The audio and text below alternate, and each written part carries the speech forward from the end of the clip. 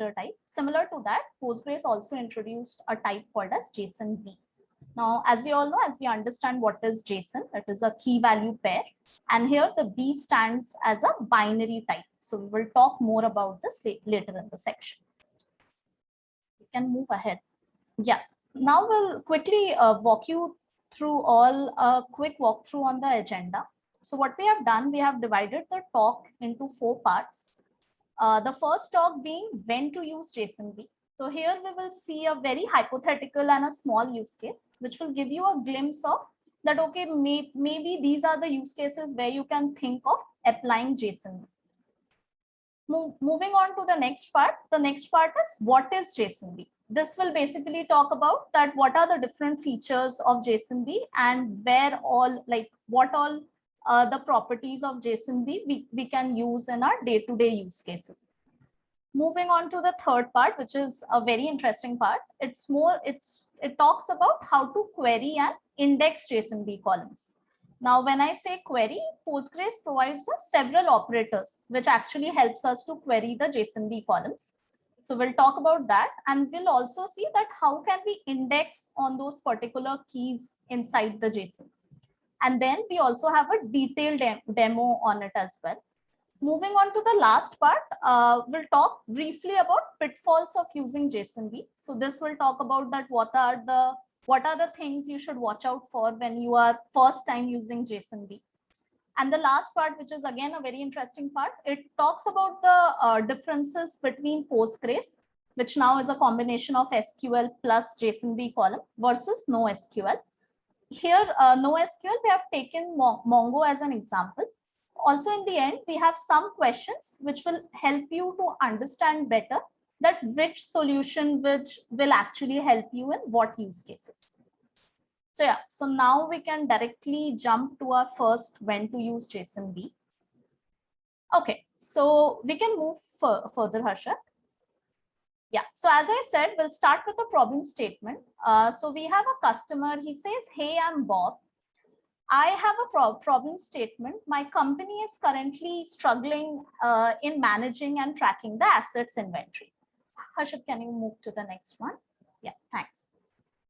So currently, Bob's company is maintaining an Excel sheet where they enter all the data of laptops which are assigned to their several employees. So previously, their company was very small. They were around 50 or 60 in strength. So it was still manageable to understand each employee's request and also to track that, say, this laptop is assigned to X employee and other laptop is assigned to Y employee. But later on, as the pandemic happened and as we grew remote, the number of employees also started increasing. So now they are an employee of 300 employees. Now they are a company of 300 employees. So right now, managing everything in Excel, also tracking all their requests, also tracking that whether an asset is damaged or not. And when I say assets, it's not just laptops, it's keyboard, mouse, software keys, laptop bags, monitor, screen, and etc. And whatever an IT employee needs in his or her day-to-day business. So what Bob did, Bob said that, okay, I am currently facing this issue. So what should I do? So he went back to his technical team members in his company. He said, like, he discussed his problem. So his tech team people, they came up with a solution that, okay, definitely Excel is not the way to go forward. So what we'll do, we will convert all this data into a database. So Bob says that we are looking to centralize all the data into a single system.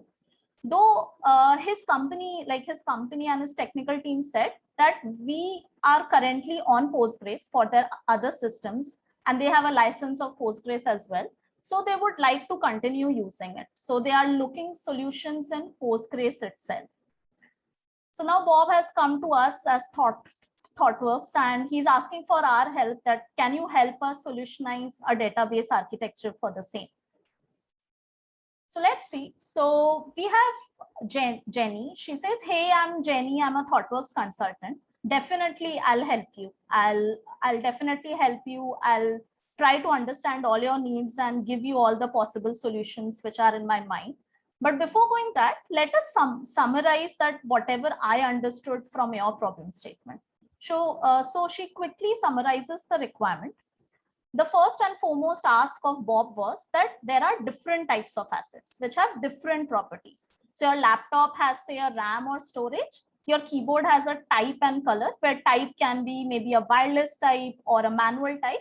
And similarly, like they can have a mouse, they can have a screen, a laptop bag, and etc.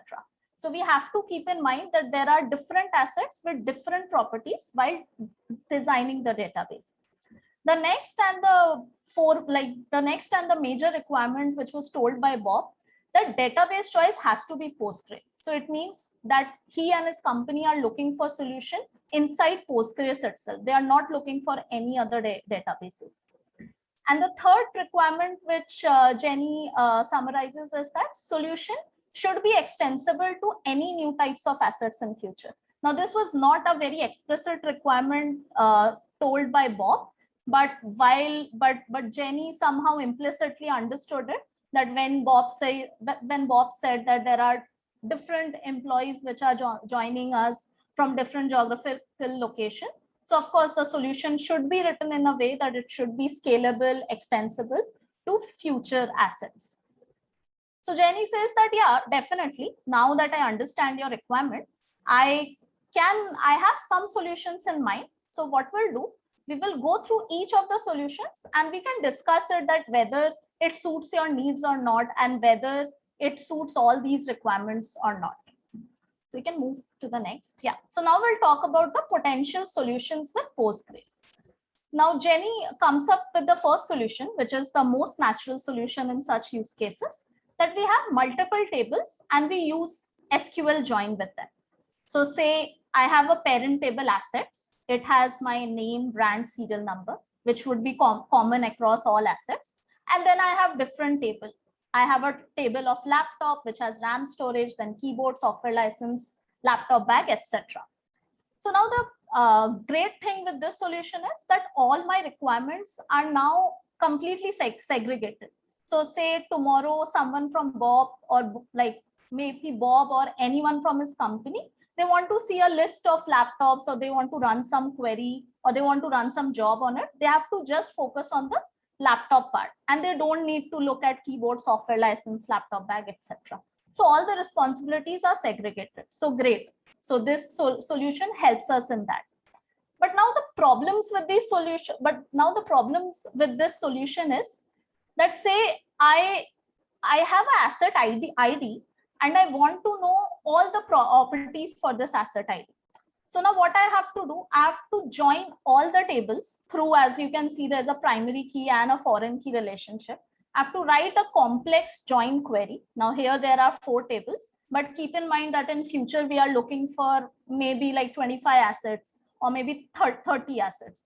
So I have to join all those tables and then I get the properties of that asset. So that is one of the problems. Second problem is that, say again, the number of assets, right? Right now it's okay. I have 4 tables. As I can see, everything is rosy, everything is great. But tomorrow when the number of tables increase, your storage cost increases. Of course, when you have so many tables, your maintenance cost also increases. And the third, which I already talked about, that when you have to do the join queries, that will become more complex and your joins will become more nested. And those all problems will start creeping in.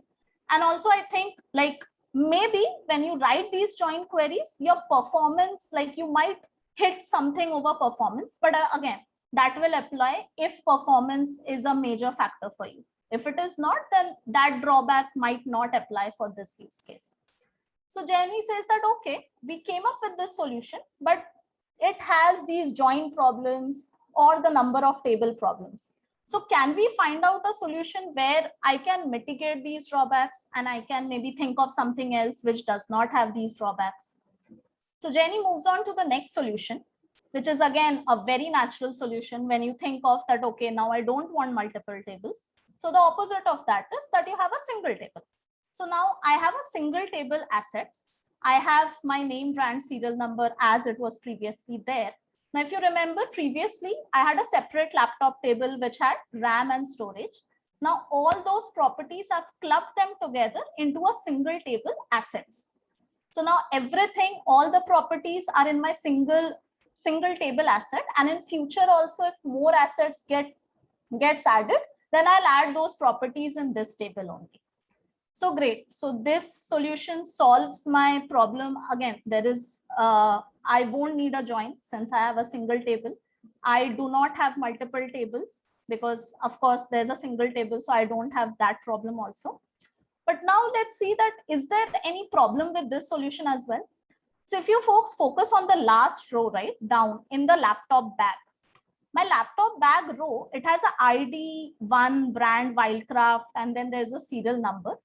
Then there is a column hard drive, which says null. Then there is a column wireless, which says again null. Batteries, key, everything is null. And at the end, there are two properties, capacity and color. So now when I am looking at this, or maybe anyone is looking at this row, they would try to understand that, okay, there's a laptop bag, even if hard drive is null, why does it even have this column hard drive, right? Like I cannot relate what is laptop bag and why is it related to hard drive bike? This is completely unrealistic for me. So why do I even have this hard drive column in the first place? The second problem with this solution is that the values, if you can see, it is stored as null, right? So say I have to run a query where I have to find all the laptop bags which have, say, capacity greater than 20 liter. So what I have to do, I have to first write where capacity not equal to null and capacity greater than 20 liter.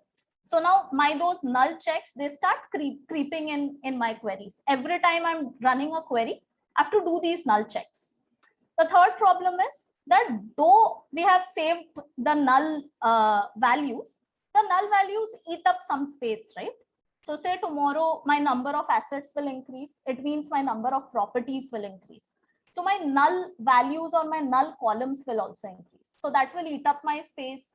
My storage cost will again increase. Maybe not that much as of an actual value, but null values actually take some space in your table as well. So Jenny says that though this solution solves your previous drawbacks of multiple tables and of the joins, but now it has its own caveats. So what can we do so that we can, like, we don't have the drawbacks of this solution also, and we don't have the drawbacks of the multiple table solution also. So Jenny says, let's see the next solution. Harshad, can you move to the next? Yeah, thanks. So Jenny comes up with this solution that, okay, let's have a single table only because we don't want to go into multiple tables and those join complex. But this time, instead of having those separate properties, right, I'll have a single column which is specifications and its type is JSON-B.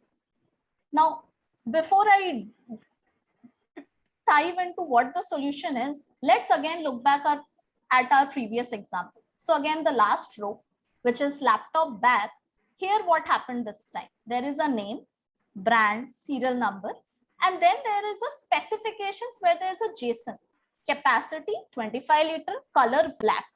Now, if you remember previously, I said that why does laptop bag has a hard drive or why does laptop bag has batteries? Now that problem got solved with this solution. Now laptop bag has only its own properties and it does not care about the properties of laptop or keyboard or software license or X things. So what does JSON-B actually help you with? So JSON-B is usually used where you have unstructured data or where you have schema-less data. So with the help of JSON-B and Postgres, you can have a well-defined schema table along with a column of JSON-B where you can store your unstructured data. So say in this case, your ID, name, brand, serial number, these columns are already defined. They have a specific schema. And then your specifications is also defined as JSON-B. So inside that, you can store any kind of unstructured data. And that should be just in the form of a JSON, which is a key value pair. So Jenny says that, okay, now the problem of multiple tables is of course solved. Now, and the problem of the null values which we had previously, that also got solved automatically. So I hope we are all clear that why, like in this use case, why are we going ahead with single table with JSONB column? We will talk about more that what is JSONB now. Yeah. So moving on to our next section, which is what is JSONB. So previously, Postgres had introduced a key called like a column type called as JSON. So what happened that in JSON also you could save key value, but the problem with JSON was that whatever you are saving or whatever you are giving in the insert query, it was saving it as it is. With JSONB, what Postgres did that before saving it, it does some pre-processing in it and also compresses it and then saves it in the table, so that next time when you are querying on the data, it actually gives you those performance improvements. So the first point which we'll talk about is that it saves, as I said, that it saves in the form of decomposed binary format. So it does not just save that the key value pair is there, so you directly save key value. It converts it into a binary format, it compresses it, and then it saves it into your table. The next point is that in JSON, you can not only just save flat JSON, you can save nested JSON. When I say nested JSON, it can have an array, it can have a nested array, and whatever you can do with JSON, you can save everything and anything with JSONB column as well. The next point is that addition of keys and updation of values to a key in JSONB is also possible. So same way, like we can add our column values, or we can update our column values in a normal SQL table. Similarly, in JSONB, you can add keys, or you can also update the values of an existing key. The next point is indexing. Now, this was, as I said, right, this was a major breakthrough for them, for Postgres, when they came up with the JSONB. For JSON, they could not index the keys, and that's why they could not leverage the advantages of indexing, which actually helps in making a query performant. But with JSONB, they could index the keys inside JSON, and also it's possible to index the keys inside a nested JSON as well. So if I take my example of laptop again, it had a RAM size, right? So depending on your type of data, you can index, you can make an index on the RAM size key. So we'll talk more about indexing in our later part in the talk. Moving on to the next point, which is integrity constraints. Again, same as it is applicable for my rest of my SQL columns. I can say that for a particular key, say again, I'll take my example of RAM size. I can say that you cannot insert and query if RAM size is null. So RAM size, so I can make the key mandatory. So when I insert the query, it will stop me from inserting if I've not added the RAM size. So those kind of integrity constraints are also applicable to JSONB as well. And the last point, which is again a very obvious point, since the ACID compliance or the ACID properties are applicable to RDBMS, so automatically JSONB inherits all the good things from ACID. So yeah, so that was all about like what are the basic understanding of JSONB or the basic features of JSONB. Now we can move to the next section, which talks about how to query and index JSONB columns. And I'll hand it over to Harsha. Thanks, Nanika. So like now we are seeing what's the JSONB. Now let's look at like how do we query this JSONB column and how do we create the indexes on this column. To start with, we'll look at the few commonly used operators on the JSONB. Okay. To start with the extraction operator.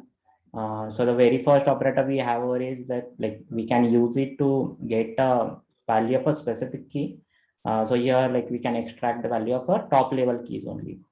So like here, like suppose considering this example, if I want to extract the value of a key A, I can use this operator and I can say, okay, get the value for this key. And it will return me a JSON with a key value pair B and O. The second operator, so it's the like it has also similar use case where I want to get a value of a top level key. Like I can say that from this JSON, get the value of key B2. key B, and it will return me a like result as a 2. So now the question is like, what's the difference between the first and second? The first one returns me a result of a type JSONB itself, and while the second one, it will return me to the text. So what's the advantage of the like getting a result type as a JSONB?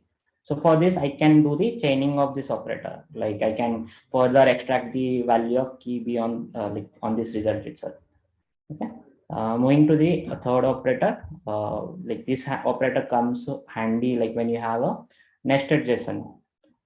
So say in this case, if I want to get the value of the nested key B, I can say that I can use this, like you have to use this operator and provide a path to the specific key, which is over here, it's a B. Like I can say A comma B. So it will return me like result as a JSON with the key value pair as C and foo. Okay. So these are the few extraction operators. Then we have a containment and existence operator. So now over here, like we are using this containment operator for doing the full text search. Like if you want to check, like if this JSON contains a specific JSON node, I can use this operator and provide the JSON node which I want to verify if it's there or not. And it will return me like a result as a Boolean, which is true or false. Moving to the next one, it's an existence operator where I can say like I can check if specifically exists in the JSON, this JSON or not. And like since it exists over here, it is returning a result of a Boolean, which is true. Okay. So these are the few containment and existence operators. Like these are the commonly used. So like there, like apart from this, there are many other operators which can be used to perform operations on JSONB, and also like Postgres provides JSON functions which you can use for doing such operations. Going for the part, like now let's see, like now we have seen the operators. Now let's see like how do we use these operators for querying the JSONB columns. I hope like everyone is able to recall the solution proposed by the Jamie. That will be having one table with the JSONB column. So let's say like a Bob has a use case to get the keyboards which has a connector type as a wired. So like I can query it in this way, like select star from assets where name equal to keyboard. And so till here, I think it's a normal query, like everyone must be like should be familiar with this. And like it changes for second condition where we use the containment operator. Like we are saying that get the records which has the specifications containing the JSON node connector type as a wire. So this was the one use case. Like this is the one way of writing a query on JSONB column for this use case. There are multiple ways of doing it. Okay. Like moving to the next use case, like the Bob could have is like getting the laptops which has a RAM greater than 8 GB. So for this, like we can like over here as well, like we can say that select star from assets where name equal to laptop. And for the second condition, like here, like we have to use extraction operator. So since this is a comparison, like you have to compare if the amount is greater than or lesser than, right? So that's why you have to use the extraction operator where we will get the this RAM size in GB outside, and we have to cast it to integer. Like as mentioned earlier, this operator returns you the result of type text, and then you can do the comparison with the value. The another use case Bob could have is like Bob wants to update the price of a laptop with a specific serial number and wants to set it as a 6780. So here also like update, like we can write an update query in this way, like update assets set specifications equal to. So this is normal syntax. And here I can, like one way is I can provide the whole JSON itself with the updated price value, or else like it's not feasible, right? Like giving the whole object with 10, 15 fields inside it. So I can like refer the existing record and I can concatenate it with the new JSON node, like which is price and the value, new value for it. Okay, and this where class stays same. Moving ahead, so like similar use case, like Bob wants to mark the laptop, like one of the asset with the serial number X1020 T1002 as a damage. So like when this entry was inserted, there was no field for it, like to identify if the asset is damaged or whether it's a working condition. So in that case also I can use the similar query saying like update asset set specification equal to referring to the existing record, and I can again provide a JSON node. So this status key does not exist, but now like since we are concatenating, it will add this key and assign this damaged value to it. So this is how we can write the query, select queries and update queries for it. Moving further, now let's look at the indexing of the JSONB columns. So to start with, we'll see like what all indexes are supported by JSONB. So the very first is a GIN, like it stands for Generalized Inverted Index. Second, like it can be created using multiple operators. One of it is JSONB ops, and another is JSONB path ops. We'll talk about it further during the talk. Then like the next is the B tree. Then we have hash indexes and GIN trigram indexes. So during the talk, like we'll be more focusing on GIN only. Moving to next slide. So GIN indexes are like inverted indexes. So when we create GIN indexes, like it will create a hash map, which will have a like it will use the all the words in the document or the JSON to create it as a like separate entry for it. Like the key of it will like each word will be a like there will be a separate entry for each. Say like we have a JSON with the key value pair as a foo and bar. There will be two entries, one for foo and another will be for bar. And like each key will have a like value as a reference to this specific JSON, and it will also store the position of this word in the position of this word in the document or the JSON. Okay. So these GIN indexes were designed to handle or create the index on the composite values, and these get leveraged when we want to do some like full text search, meaning like if you want to search search the JSONs which contain a specific words. Like GIN supports two operator classes, like as mentioned earlier. One of it is like JSONB ops, which is a default one, and then we have JSONB path ops. Yeah, and GIN indexes like takes up more address space than any other indexes which we have for JSONB. Moving further, like we have the syntax of creating a GIN index. So let's say like create index, and we can give the name of the index on table where here we have assets using a GIN function, and here you have to tell like which column this GIN index needs to be created on, and you have to mention which operator to use. So if you don't provide this, it will fall back to the JSONB ops operator. Okay. Now let's see like what is the JSONB ops and what is JSONB path ops. So say like if we create a GIN index with a JSONB ops, the hash map we like I mentioned earlier, right? So in that hash map, when we use JSONB ops, then it will what it will do, like it will create an entry for each key, like key and value. Suppose for a, foo, bar, and one, there will be like 4 separate entries in that hash map. And like as mentioned, that the value will be a reference to this JSON and the position of the specific keys in this JSON. And since it's like multiple entries, right? Like for each of the word, it takes like comparatively it takes more size, and whenever it has to do lookups, like it will do like AND search, though it's like efficient, like JSONB does it efficiently, then also like it's a little bit less performant as compared to the JSON path ops, and like it gets leveraged on the existence and the containment operator. Now let's look at the what is the use of the JSONB path ops. So when we use JSONB path ops, like whenever it creates an entry in the hash map, it will combine all the values in the path, like so for the key A, foo, bar, and one, it will combine it. It will create a hash value out of it, and it will create a key for it, and it will just store the reference for this document in it. Okay. And like since it's just a one entry for path, the size required is comparatively less than the JSON ops. And since like when it has to do lookup, it will create a hash value of of it and just a one lookup. So that's why it's a comparatively performant than the JSON ops. And it just it gets leveraged on the only the containment operators and not the existence operator.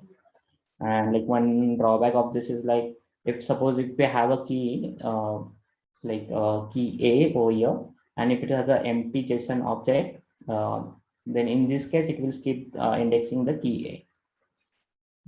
So that's all about the JSONB ops and JSON path ops.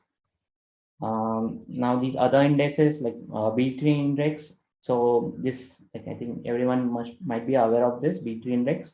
It gets leveraged while when you want to do some comparisons like equality comparison or less than equal to, and similarly greater than equal to comparisons. And hashing, like talking about the hash indexes, these get only leveraged while doing the equality comparison, where you want to compare the whole JSONB object with it. Okay, and talking about giant trigram index, so these indexes get created by it will break down the specific word into a sequence of 3 letters, and when you do you have the queries using the like keyword. In those cases, it will get leveraged. Okay, so this was all about the indexing. Now let's get into a demo part. So to start with, I will just run this. So I hope everyone is able to relate this structure. The one of the solution proposed by Jenny was having a single table with a JSONB column. So here we have one column which is ID, which is of type integer. Then multiple columns of varchar, name, brand, and the serial number, and the specification column, which is JSONB. So the records in this column, right? These are this schema definition of this records. It's varying based on the column name and a brand. So back here. So now the one use case Bob could have, Bob wants to get the laptops which has a RAM 16 GB. So we already have seen this syntax. I will quickly run this query. So we got the 2 records. Now let's quickly verify if this record has a RAM as 16 GB. Okay. So here it's RAM size in 16 GB, right? RAM size in GB is 16.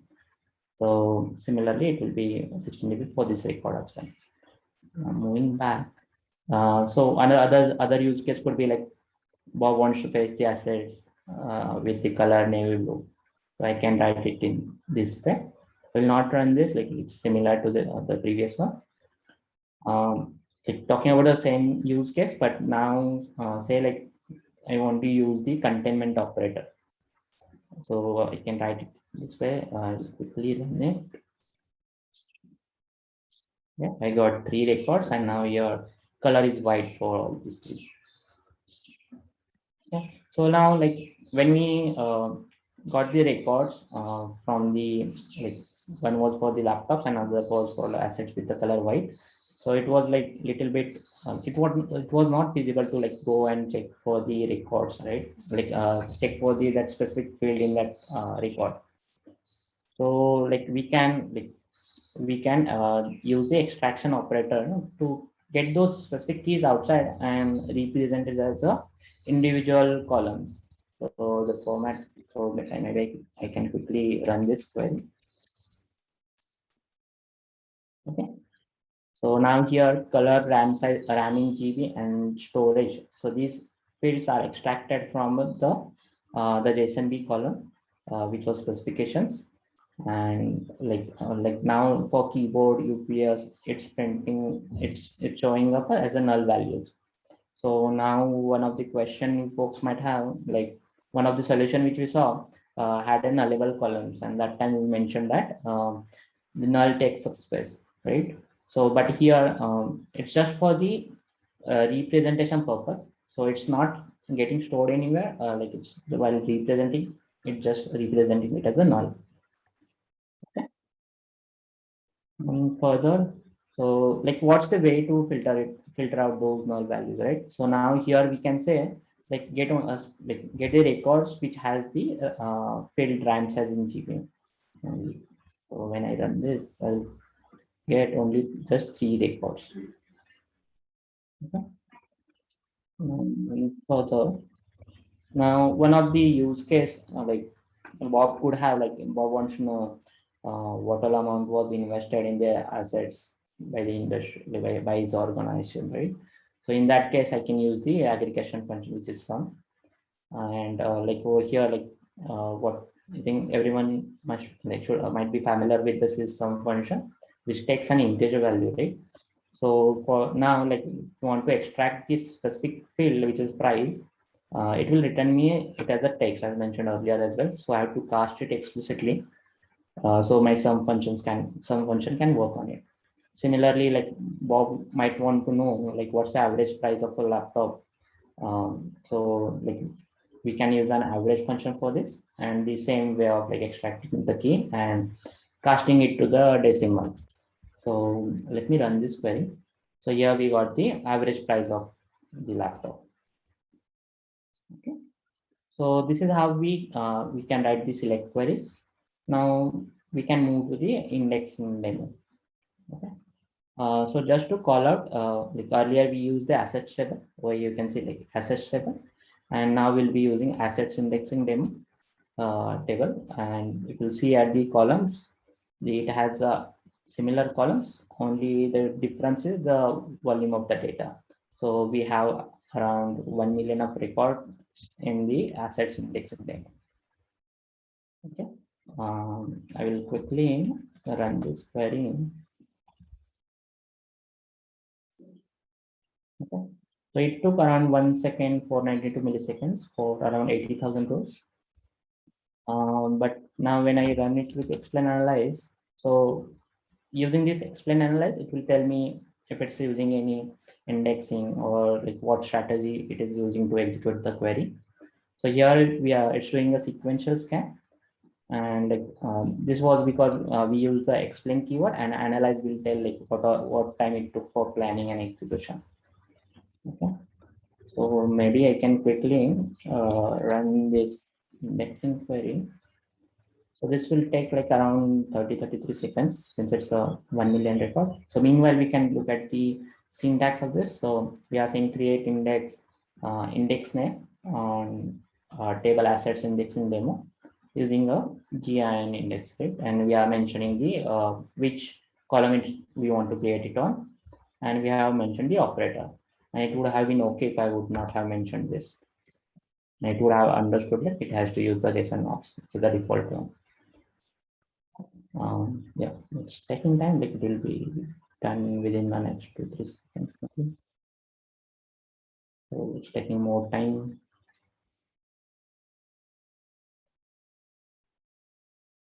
Okay, it took 46 seconds. Maybe this is because of the Zoom. Okay. Now let's see that if the index got created. So quickly refresh this. Okay, so index is created. Now let's look at the size it took. So it took like around 144 MB. I will copy this for further reference. Okay. Now, when I rerun this query with explain analyze, it will tell me if the index is getting utilized or not. So here now it's doing a bitmap heap scan, and it's using the index IDX specification JSON ops. Okay. And now when we run this select query, it will take around 1 second, 15 milliseconds for 80484 rows. Okay, slightly performant than what we saw before. And so this was when, like, this is how we can create the GIN index using a JSON ops operator. And like, so most of the cases, like now we created the index on the whole column itself, right? Specification. So it has multiple fields. So like not always we will have the use case to query on each of the field, right? Like there could be set of fields which could be queried a lot of times. So in that case, like I can, instead of creating it on like a whole JSON column, I can say like, okay, create it on just a specific field. In that case, I can use GIN expression indexing. Okay. So let's So before we move further, let me drop this. So let me run the query with the explain analyze first to verify like, okay. So here it's doing a parallel sequential scan. Okay. So like how does this scanning is different, right? So like whenever you run the query, like at the start it will do some planning, right? Where it will try to figure out like what strategy should be used to make the query performant. So now it was using a parallel sequential scan, and when I run just to select query, it takes around 1 second, 70 milliseconds, so around 67,000 rows. So now when I create the index, so let's look at the syntax as well. Create index name, which is IDX expression on table assets indexing demo using a GIN function. And now here we are extracting the specific key. So we are saying that like just create the index on this RAM size in GB rather than the whole JSONB column. Okay, let's quickly check the like what size it took. So it took 1,392 KB. Huge difference, right? I will just copy it for further reference, and I can quickly run this explain analyze query. So now it's doing a bitmap heap scan on assets indexing demo, and it's using the IDX expression index. Yeah. When I run the select query, it took 1 second to 37 milliseconds. So here, if you have noticed, it's a little bit more than like when we ran the query without indexing. The reason is that like so whenever we create index, we should consider like the structure of the data, then the size of the data, which like what is the volume of the data with the specific key which we have created. So these things should be like we should take in consideration. So like earlier, so here, right, like the parallel sequential scan is more performant than the indexed one. So yeah, like this is what we should keep in mind, like whenever we create an index. Before we move further, I'll drop this index. Now we'll be looking at the GIN indexing using JSONB pathos. Now we'll be again run this query. Before that, I will just run using the explain analyze to just confirm that it's doing okay. Now here it's doing parallel sequential scan. Okay, and when I create an index, so okay, before that I can run this select query to see like what time it takes. It took 1 second, 24 milliseconds for here as well. Now when I create an index,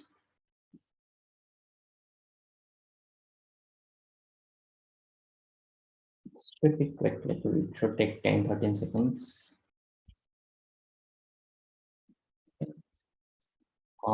We can also have a look at the syntax. Here we are saying like create index on create index with a like here it's an index name on table assets indexing demo using a GIN index, and we are specifying like the whole column itself, like as mentioned earlier as well, specifications, and like here only this operator changes. Now we are using JSONB pathos. Okay, and we can have a look at the size as well. So let me refresh this. The statistics. Now it took around 90 MB. Okay. So when I rerun this query, now it will start utilizing the index related. So bitmap heap scan on assets indexing demo, and the index utilized is IDX specification JSONB pathos. Okay. And when I run this select query, it took around 1 second to 52 milliseconds. Again, over here, like it's slightly more than the what we saw before, because earlier it was parallel sequential scan, and now it used indexing, where like index is not that performant as compared to parallel sequential scan. Okay, and like talking about the size, so the GIN index we created using JSON it took 144 MB, while this is comparatively less, as mentioned earlier as well, like JSON path of takes place site. So it's 90 MB, and we went with like just single field.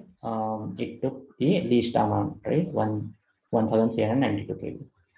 So that's all about the demo part. Handing it over to Nainika for further talk.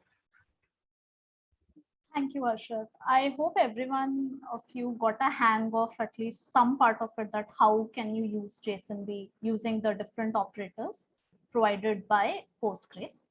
So now we'll quickly take a brief look on what are the pitfalls of using JSONB, or rather what to watch out for when you're actually going ahead with using JSONB in your projects. So you can move Harshad to the next slide. Yeah.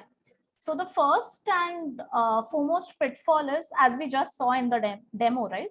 The complex query language. So it is not something which we have learned, I don't know, like SQL has been, I don't know for how many years, like normal where clause or a group by clause, right? You have specific operators to extract from, like to extract from the JSONB. So there is a learning curve. So when Harshad and we implemented this in our project, it took us some time to understand and get a hang of it. So that is like a starting learning curve is there with JSONB. The next point is again related to this point only, that it has a limited query language. So you cannot do anything or everything with the keys inside JSON. Like we have many things which we can do on a normal SQL columns.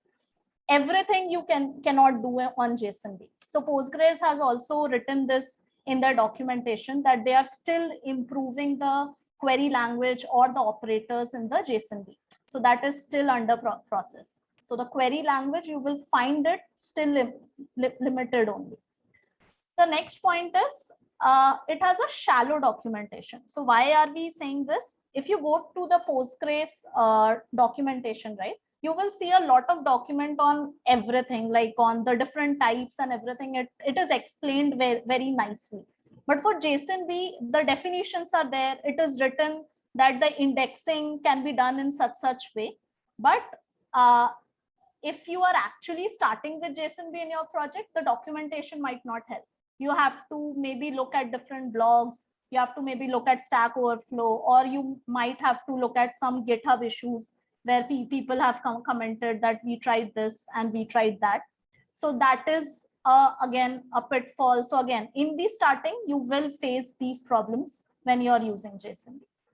The next part, which I think many people, like when Harshad was talking about, many people had this question, that does it have a JPA support, or does it have a Hibernate or a Spring Data support? So if you are using a Spring application right now, currently, like as far as we have looked out, it is not supported by Spring Data, and there is no open GitHub issue, or there is no no specification in the Spring document also that when are they going to do it. So for Spring Data, it is not there. For Hibernate, you can go with two approaches. Either you can create your own custom type, or there is a third-party library which has again a lot of pull requests and a lot of seedings. So we use that. It is again built upon Hibernate itself. So there is like if you just search it on Google, that Hibernate support for JSONB, you will get that as the first link. It is starting with V. There is some German word, I think. So, but yeah, for Spring or like for other JPA tools, that was a problem which we also faced in our project. So we went forward with that third-party library to support that in our application. So yeah, so these are some of the things which we thought of sharing, that these were our learnings when we went, like when we started with JSONB. Now we'll move to our last part, which is Postgres. Now that we know that, okay, Postgres has both the capabilities, SQL was always there, and now there is a flavor of JSON also somewhat there in Postgres, though it has still maybe not that mature enough right now, but Postgres can say that, yeah, now I have both, maybe a structure like a schema data as well, and for a schema less data as well, I can support that in Postgres. So we'll see a bit of comparison between Postgres and NoSQL. Here we have taken Mongo as an example. So you can move to the next slide, Harsha. Yeah. So Postgres, as we just saw in the whole talk, right? It it gives like it opens your options. It gives you the best of both worlds. You can have your SQL queries, you can have your ACID compliance, and if you have a bit of unstructured data, then you can dump that into a JSONB column. So it gives you all the advantages of RDBMS also, and it lets you store the unstructured data as well. So that is like one of the major advantages with Postgres after they introduced JSONB. With Mongo, as we all know, our favorite NoSQL database, it lacks ACID properties. So again, if you are looking to utilize for a transaction kind of thing in database, then Mongo might not fit you. But again, as we know, they are great at handling large volumes of unstructured data and at speed as well. Now this at speed, like why we have kept this as bold, because the at speed comparison between Postgres and NoSQL, it has now become blurred. And why is that? Because Postgres in 2014, they presented a paper on enterprisedb.com where they said that their speed of inserting and querying data with the help of JSONB, they could achieve twice as speed as that of Mongo. But again, that was in 2014. So that of course shocked the whole community that, oh my God, how can this happen? But they actually submitted proofs and they gave those speeds as well. So after that, they came up with Mongo 3.0, where they changed their database engine to use Bayer Eiger engine. So right now, the case is that Mongo and Postgres, they are they are neck to neck in terms of speed.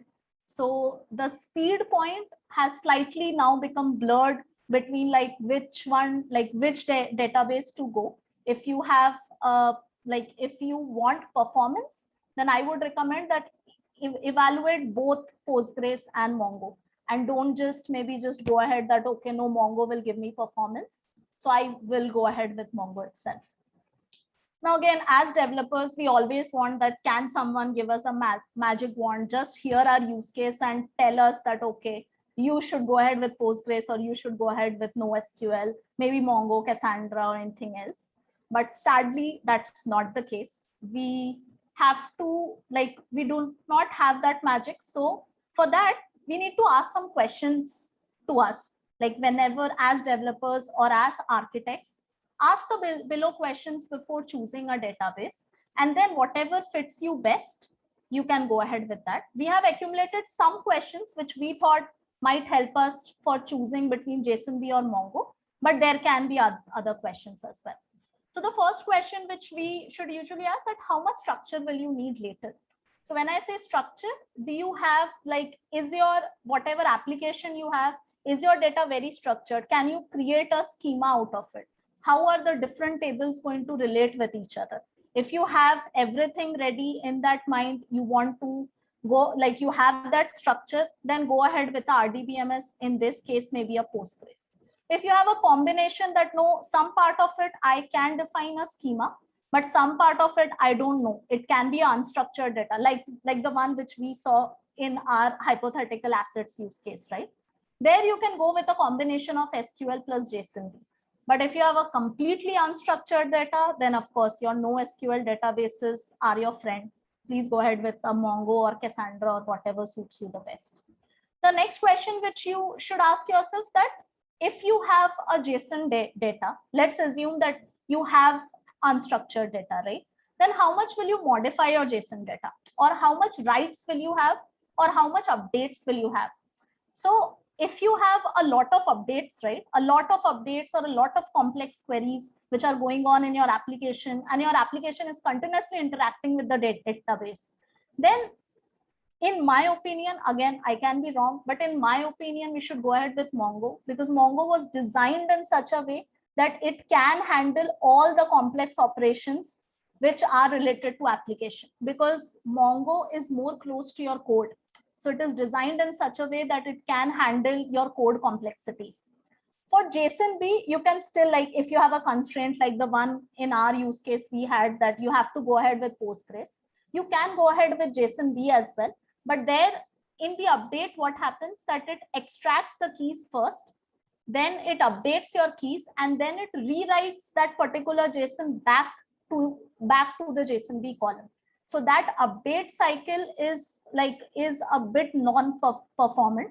And that's why I'm saying that if you want those complex queries at speed as well, then go ahead with Mongo. The third question is how, like, do you need dynamic queries, right? Like, do you need, maybe you need to interact with very different or maybe separate tables, and you need to make complex queries out of it. So again, this is again related somehow to the second point.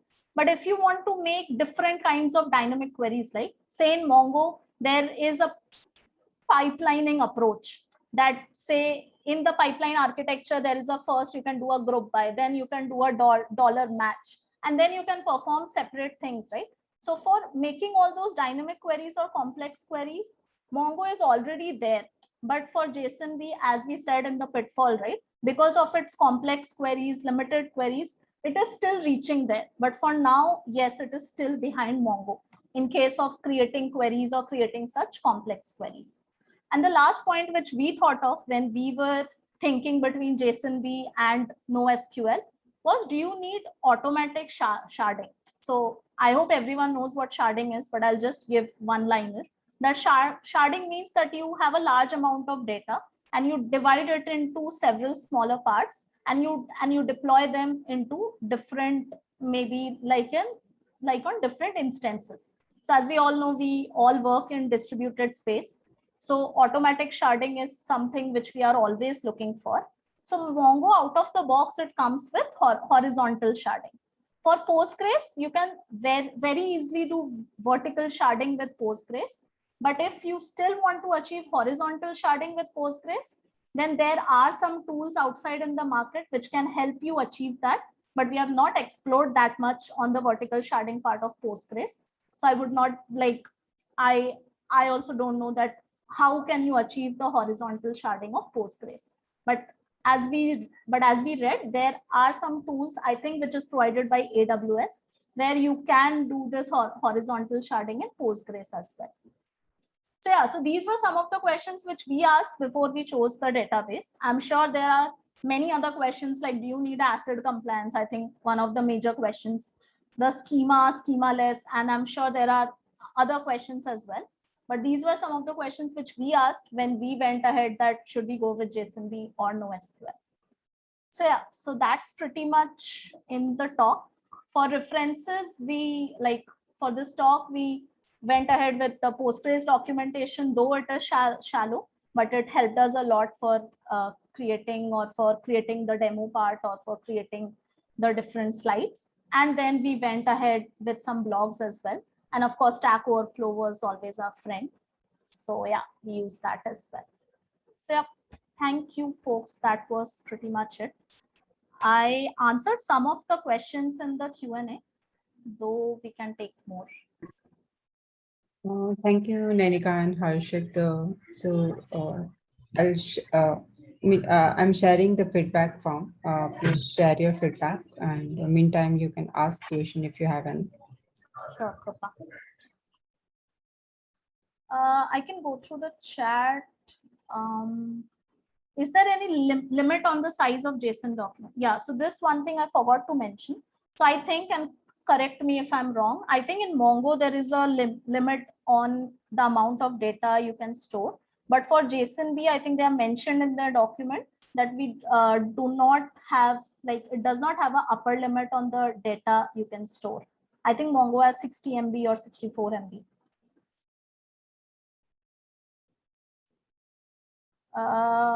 Do you have performance comparison between normal column versus JSON column in Postgres? We had that, Sagar, though it was a client specific, so we could not share it here. But yeah, we can definitely connect back and share with you if we find those numbers. Yeah, sure.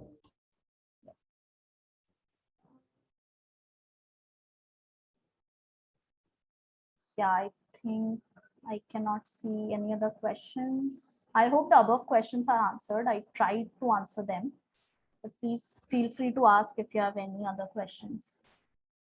We'll try to answer them.